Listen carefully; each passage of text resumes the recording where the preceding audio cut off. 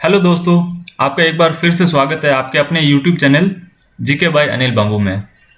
दोस्तों, हमने स्टार्ट किया था कंप्यूटर और उसके साथ जनरल साइंस स्टार्ट किया था। तो कंप्यूटर के क्वेश्चन कुछ पूछे गए हैं। अभी देखो, अभी फिलहाल एक एग्जाम हुआ था 19 सितंबर को राजस्थान लाइब्रेरियन भर्ती का। उसके अंदर कुछ कंप्यूटर के क्वेश्चंस पूछे गए थे। तो उस भर्ती में जो पूछे गए क्वेश्चंस थे उसको आज हम डिस्कस करेंगे। ठीक है, ये क्वेश्चन आगे भी आ सकते हैं आने वाले एग्जाम में। जैसे आगे एग्जाम अभी कौन से आएंगे, हमारे अपकमिंग एग्जाम है हमारे पटवारी और उसके बाद कांस्टेबल के एग्जाम। तो उनके अंदर भी ये क्वेश्चन आ सकते हैं। तो हमें ये भी देखना है कि ये सारे इंपॉर्टेंट क्वेश्चन है, ये आगे आ सकते हैं आगे वाले एग्जाम में। ठीक है, आगे रेलवे का भी एक एग्जाम आ रहा है तो वहां पे भी ये आ सकते हैं। तो देखो, पहला क्वेश्चन कंप्यूटर का पहला क्वेश्चन पूछा गया था उसके अंदर कि पंच कार्ड का जनक किसे कहते हैं।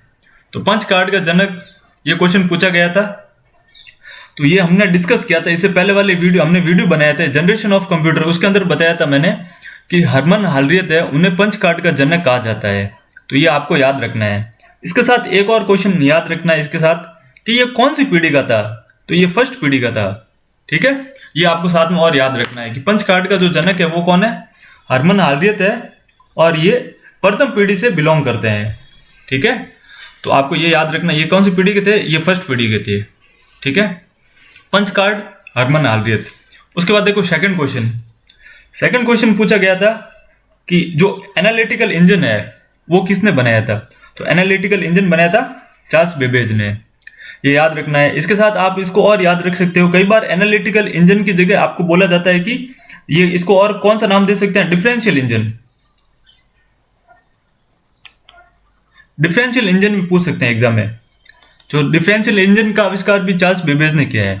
और चार्ल्स बेबेज ने क्या क्या आविष्कार किया है, एक और आविष्कार किया है चार्ल्स बेबेज ने। देखो कौन सा किया था, अबेकस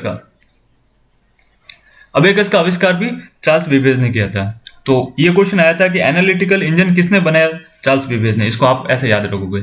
ठीक है, और आगे बढ़ते हैं। देखो उसके बाद देखो थर्ड क्वेश्चन ये है कि कंप्यूटर प्रोग्रामिंग में कौन सी 3 भाषाओं का प्रयोग किया जाता है। जब कंप्यूटर का कोई प्रोग्राम बनाया जाता है, कंप्यूटर का कोई एप्लीकेशन बनाया जाता है, तो कंप्यूटर की जो वर्किंग है वो किन भाषाओं पर आधारित है। तो ये आपको देखना है, एक असेंबली लैंग्वेज, उसके बाद मशीन लैंग्वेज और हाई लेवल लैंग्वेज। ये 3 भाषाएं हैं जो कंप्यूटर प्रोग्रामिंग में काम आती है। आपको तीनों नाम याद रखने हैं, assembly language, machine language, high level language. ठीक है, असेंबली लैंग्वेज क्या होती है, मशीन लैंग्वेज क्या होती है, हाई लेवल लैंग्वेज क्या होती है, ये भी हम थोड़ा देख लेते हैं। देखो, असेंबली लैंग्वेज को हम बोलते हैं लो लेवल लैंग्वेज। देखो, जो असेंबली लैंग्वेज है ये क्या है, लो लेवल लैंग्वेज है, ये याद रखना है। ठीक है, और जो हाई लेवल लैंग्वेज है वो क्या होती है, वो बिल्कुल अलग होती है, असेंबली लैंग्वेज बिल्कुल अलग होती है।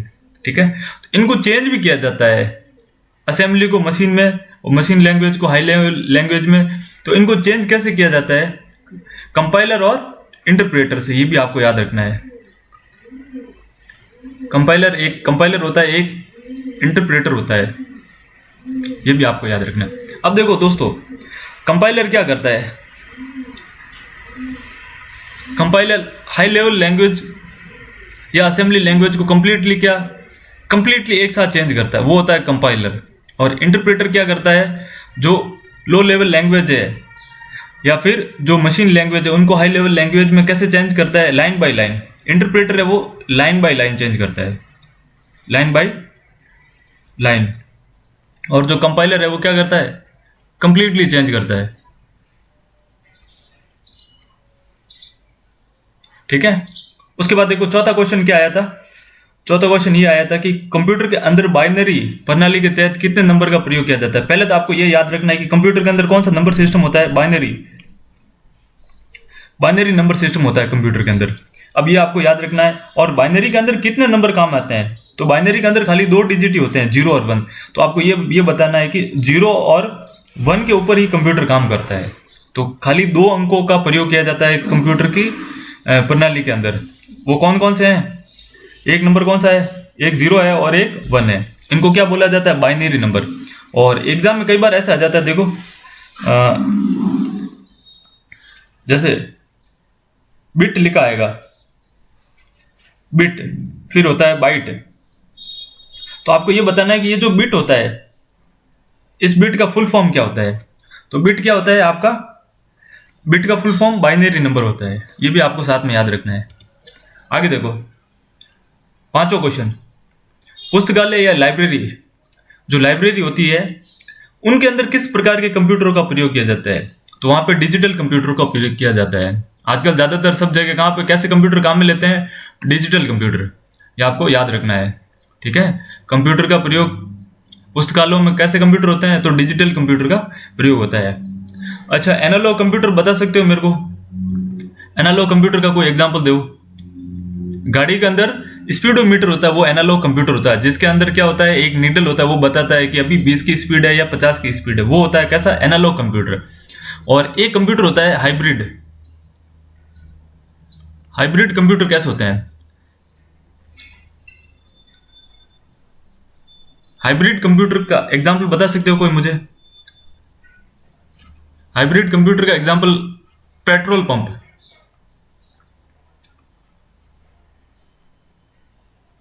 पेट्रोल पंप पे क्या होता है? वो क्या होता है? हाइब्रिड कंप्यूटर होता है, जिसके अंदर एनालॉग और डिजिटल दोनों का प्रयोग किया जाता है। डिजिटल और एनालॉग दोनों कंप्यूटर का प्रयोग होता है, वहां पे उसको क्या बोलेंगे? हाइब्रिड कंप्यूटर बोलेंगे। उसके बाद देखो, फाइल प्रसारित या फिर फाइल को ट्रांसफर करने के लिए कंप्यूटर के नेटवर्क को अन्य नेटवर्क से जोड़ा जाता है, उसे हम क्या बोलते हैं? उसे हम बोलेंगे क्या? गेटवे।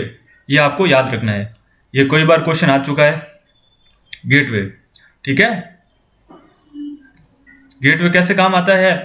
तो फाइल को प्रसारित या फाइल को ट्रांसफर करने के लिए किसी कंप्यूटर को अन्य नेटवर्क के साथ जोड़ते हैं, तो इसे हम क्या बोलेंगे? गेटवे बोलेंगे, ठीक है। आगे देखो, इस क्वेश्चन को भी हम पहले डिस्कस कर चुके हैं जब हमने कंप्यूटर की जो मेमोरीज पढ़ी थी, मेमोरी ऑफ कंप्यूटर पढ़ा था। इससे पहले हमने एक वीडियो बनाया था कंप्यूटर की मेमोरी पे आधारित, वो आप देख सकते हो। उसके अंदर मैंने ये बहुत अच्छे से बताया था कि रैम कंप्यूटर की कौन सी मेमोरी है, ये आपको बताना है। तो कंप्यूटर के अंदर एक प्राथमिक मेमोरी होती है और एक द्वितीयक मेमोरी होती है। तो रैम क्या है? कंप्यूटर की प्राथमिक या मेन मेमोरी है, ठीक है। इसे और क्या बोलेंगे? देखो, मेन मेमोरी या फिर प्राइमरी मेमोरी बोलते हैं, ये आपको याद रखना है, ठीक है। तो रैम प्राथमिक मेमोरी है, ये क्वेश्चन एग्जाम में आया था और ये मैंने इससे पहले भी डिस्कस किया था। उसके बाद देखो, कंप्यूटर का हृदय। हृदय कंप्यूटर को हृदय किसको बोला जाता है? सीपीयू को बोला जाता है, ठीक है।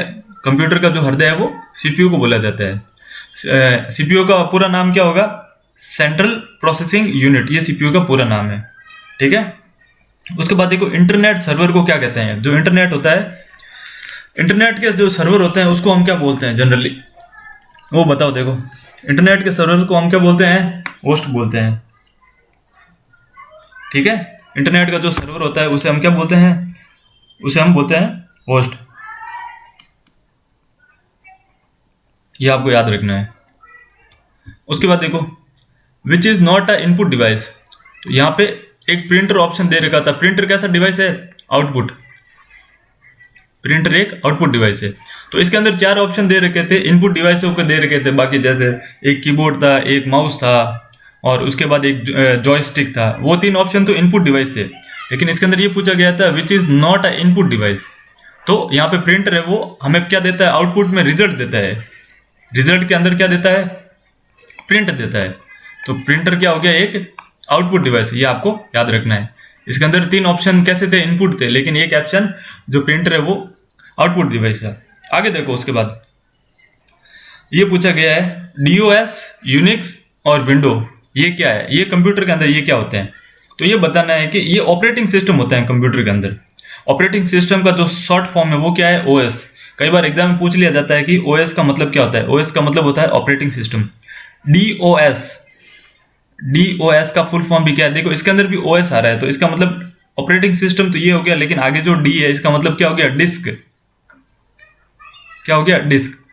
तो आपको ये डीओएस का पूरा नाम याद रखना है, डिस्क ऑपरेटिंग सिस्टम। उसके बाद यूनिक्स और उसके बाद विंडोज, ये तीनों क्या है? ऑपरेटिंग सिस्टम है। इन सिस्टम पे क्या होता है? कंप्यूटर रन करता है, ठीक है। ये एक ऐसा प्रोग्राम है जिसके ऊपर कंप्यूटर रन करता है, ठीक है। उसके बाद देखो, full form of OSI. OSI की फुल फॉर्म क्या होती है? ओपन सिस्टम इंटरकनेक्शन, ये आपको याद रखनी है। आगे वाले एग्जाम में पूछा जा सकता है कभी भी कि ओएसआई का फुल फॉर्म क्या होता है? तो ओपन सिस्टम इंटरकनेक्शन, ठीक है, इंपॉर्टेंट है ओएसआई, ठीक है, ओपन सिस्टम इंटरकनेक्शन। आगे देखो, इंटरनेट प्रोटोकॉल के कुछ नाम बताने हैं।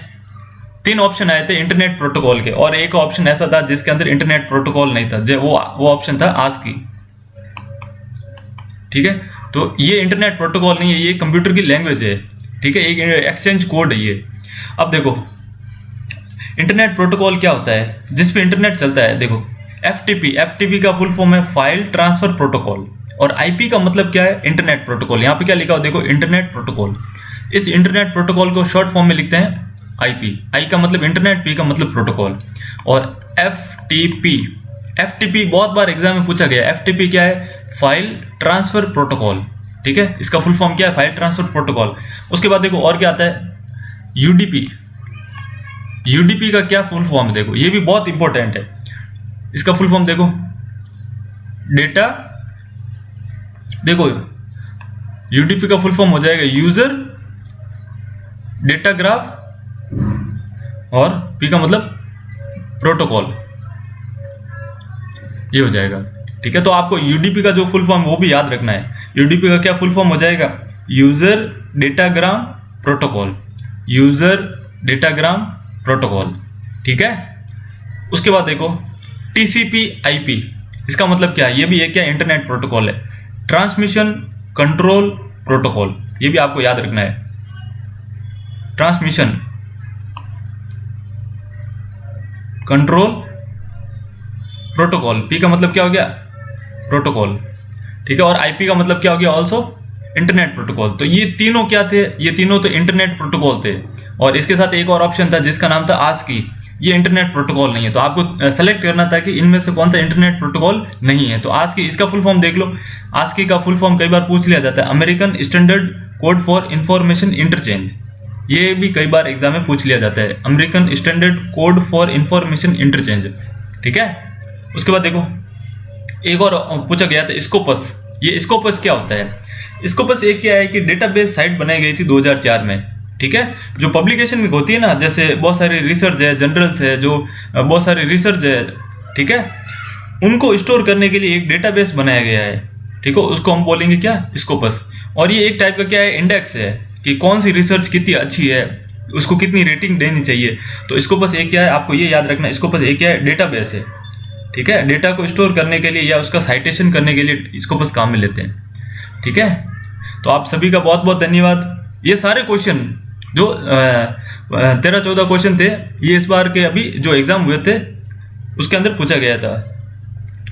ठीक है, तो आप सभी का बहुत बहुत धन्यवाद वीडियो देखने के लिए, और चैनल को जरूर सब्सक्राइब करें।